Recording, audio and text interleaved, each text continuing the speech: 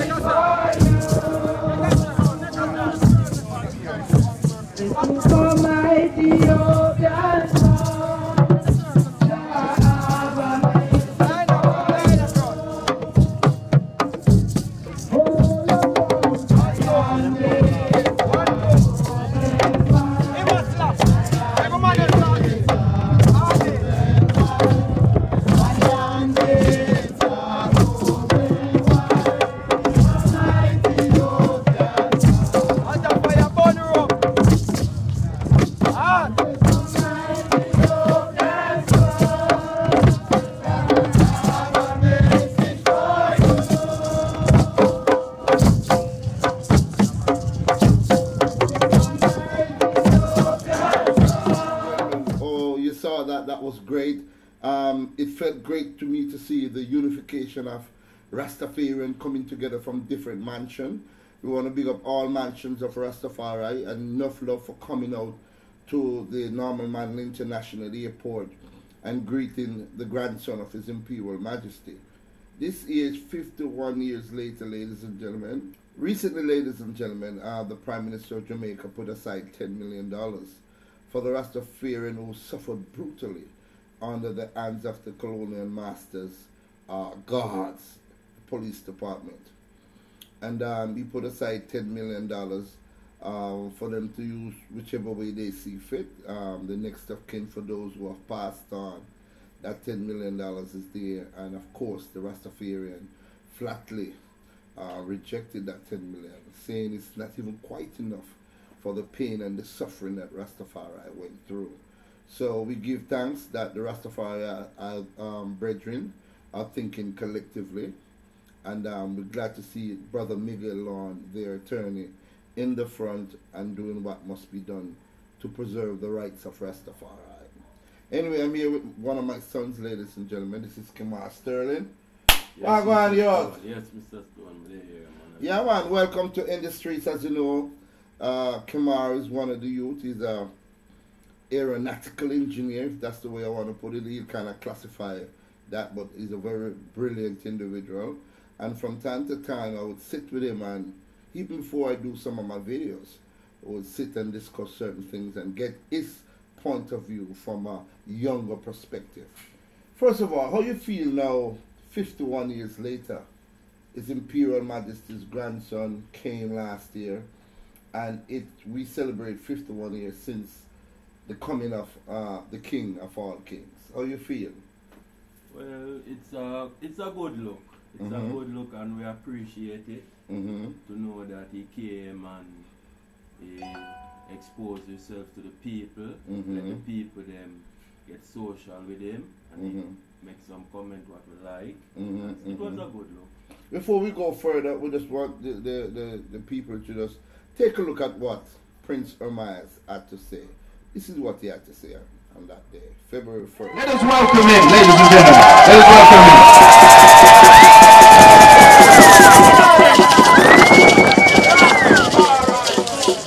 Thank you so much for having waited for me this long. I am overwhelmed. And I really thank you all for showing me such a warm welcome and hospitality.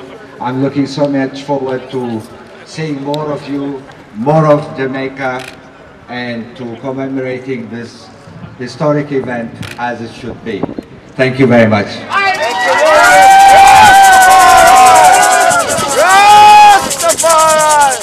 He didn't say much. He only spoke for about 2 minutes, but he said a mouthful, and of course I know he must have brought gifts. Ladies and gentlemen, he did. Gave over $600,000 to the Haile Selassie School for renovation and so on. So it's not a bad look. Now, here we are, 2017. What are your thoughts about the Prime Minister allocating $10 million for the Coral Gardens massacre that these Rastafarians were dealt a severe blow? Some was trimmed, some was imprisoned, and some were killed. What are your thoughts as a young man thinking about the brutality that happened to some of our foreparents? Well, the brutality, the 10 million, to me, what happened is priceless. It can never be paid for. And for a fact, I, in myself, don't believe Andrew Only should be the one to apologize. Okay. Well, based on the fact, he's the one who is passing out the apology. We appreciate it. But on my behalf, I don't think he should be the one. I think you're 110% right. I think it should have been the Governor General making that apology, because the Governor General represents the Queen, and the police officers at that time was carrying out the orders of the Queen, because the Prime Minister cannot do anything without the orders of the Governor General. The Governor General is the only powers in Jamaica that can look at the Prime Minister and fire the Prime Minister without explanation. So I agree with you. That is a very great suggestion that you just made. What else? Well, to be honest, I don't really have the full knowledge on what really. I just do a little small investigation, a little small research. So I couldn't comment no further on. But based on the knowledge where I gain, that is my opinion. Great. How do you feel now as a young man in Jamaica with what has been happening with the high crime rate and youngsters getting involved? And there are suggestions that they should put youngsters in the military. Involuntarily, which means there should be a law passed to say that as you reach age 16 or 17, you're going to be drafted in the military. What are your thoughts about that? Well, basically, alright. Honestly speaking, the army build a lot of youth, discipline-wise and also physically wise. And to me, I think that's a good idea for us, because most of the indisciplined youth or most of the trouble youth them in school, they can use the army for correct them. No? And it's also give the citizen of Jamaica a chance to serve the country and serve the country well. So I have no problem with that. Great. Another thing that I have to talk to you about. Recently, a Rastafarian brother over the Spanish Town area was passing a group of chicken or jerk vendors. And when he reached up to where the jerk vendors were jerking, he claims that he smelled what appears to be dead dog, rotten dead dog being barbecued or being jerked and it just come over him to just burn a fire upon them. You know what I mean? And when I put up that vlog, a couple of people, and I can understand their opinion. One of my good friends, Jenny Wren, she said that violence should not be condoned in any way, shape, or form. And I do agree with her that violence should be out of it completely. And she make a very good point. But at the same time, if you look at from the jerk vendor's perspective, you know what I mean? I'm saying that people have their family to take care of. And who give you that right to leave from your safe area to come all the way into someone else's area where he's actually doing business and make them kind of comment? Nobody out of their right mind, including myself, would like that. How would you feel if you are a Rastafarian man selling your roots and somebody come over to you at your root stall and say, "Hey Rasta man, you see I peel on them roots back later," just about when somebody is gonna purchase one of your roots, somebody come over and say that. How would you feel? You know, nobody now gonna like them thing there. And a couple of my fans, and I love them to death, you know, and every person is entitled to their own opinion. Alright, but me personally say, the Rasta man, a business in them thing, the Rasta. Oh, my friend Jenny, and I know I must address this, and this is very, very serious. She also mentioned that one must throw away the see and blind, ear and deaf mentality. And I purposely, and I did say that, I did say that at the end of the video that one should actually see and blind, ear and deaf. But that's for certain things. I am a revolutionary.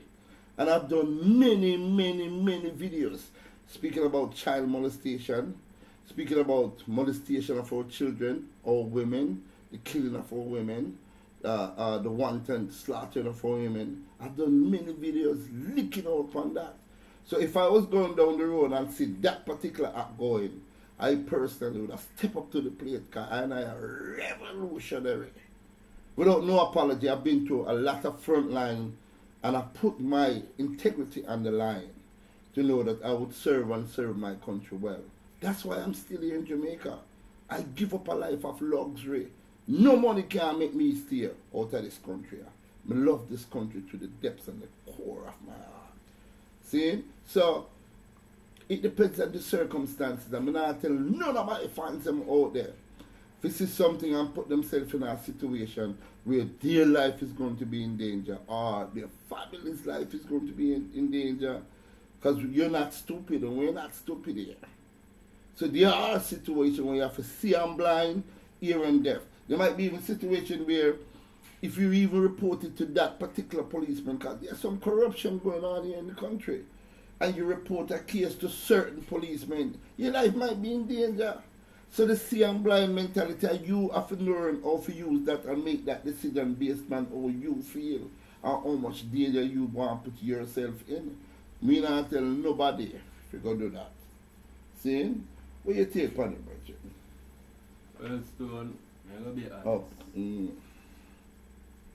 Come from the garrison and sometimes you leave what you learn. Up. Right? Yeah. But the see and blind thing now, sometimes a question easy for ask, but hard to answer. The see and blind thing now. Yeah. It depends. Right? Because sometimes you see something and if you try to step in or intervene, it might cost your life. But the goodness of your heart is still try to step in, even though it might cost your life or your family life, because that's how it is in reality. Yeah, but it has to be a cause that is warrant you to this, not some jerk chicken or some jerk pan. No, man. You know what I mean? We cannot put it down to that level, that simple level of a jerk chicken or jerk pan. No, in other you know state, in other state, them say, well, I no see art no exactly. Them busy leave them to their alone. And him art leave. Well, him should understand, say, in a situation like this, you can't go in a environment like that and expect to deliver them type of words or whatever I'm said to them. Yeah. And expect say fire now go come back. Fire and fire. Blaze fire. You understand? You More gotta fire. go blaze fire. You gotta go catch fire and feed them fire, blaze back for a year of fire and end up and you get burned. And almost lose your life in the Me, process. as a young fireman knows say my fire is to just to purify I and I. So if I and I see something wrong and I go on, somebody excuse me, somebody had do something wrong where I not like in I and I eyesight. And when I say fire, I and I cause no conflict. I say fire to purify I and I say because the fire is to cleanse and nothing else. You understand? But you don't go ball it out to the man of my journey. No. Dead I don't, dog and all me them not things, have no- Rasta. Me not have no comment over there because it's not my business. Alright, The cool. man cook fowl, dog, monkey, food, that is their business. See. I not buy. That's the first thing I not buying.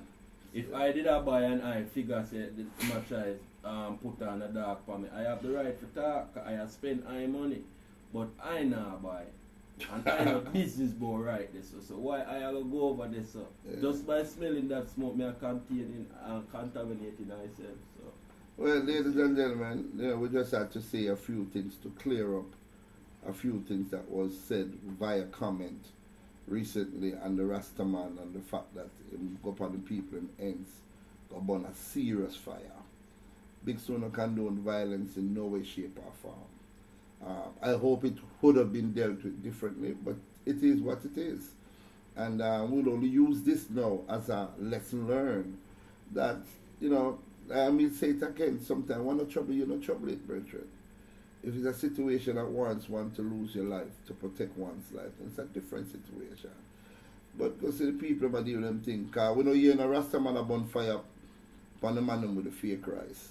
We know you in a man a bonfire and build up the big thing with the corned beef thing the other day. The question is, Stone, I don't cut it, but the question is, if the Rastaman did a pass and see somebody over there get hurt or slaughter, sometimes you have to consider some people as cannibals too, Yeah. So as a person did acknowledge and see them a cook, would him go over there too? That is the question.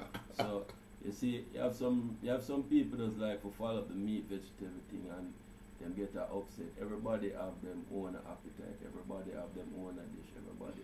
You can't judge a man by the concept of him eating. It's where him having him heart and him soul.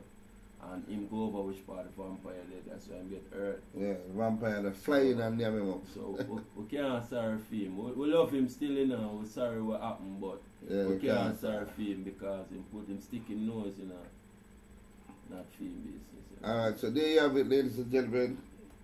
Enough love. Ladies and gentlemen, there you have it. I just spoke with Kimar Sterling and a few things, and I hope you enjoy the program because they're a little bit mixture. And of course, again, we'll say happy anniversary to all Rastafarian. You don't have to be dread to be Rasta because you're a Rasta youth here. See, it's an inbound concept. Rasta is love, not war. Rasta is peace. Rasta is unity. Rasta is strength among black people. See? So, have a merry, happy, prosperous, and fantastic April 21st, 2007. Rasta is our concept too, and them to know that. Everybody to know that. Take on the concept that is real and true to us, and which is Rasta. See it, look funny.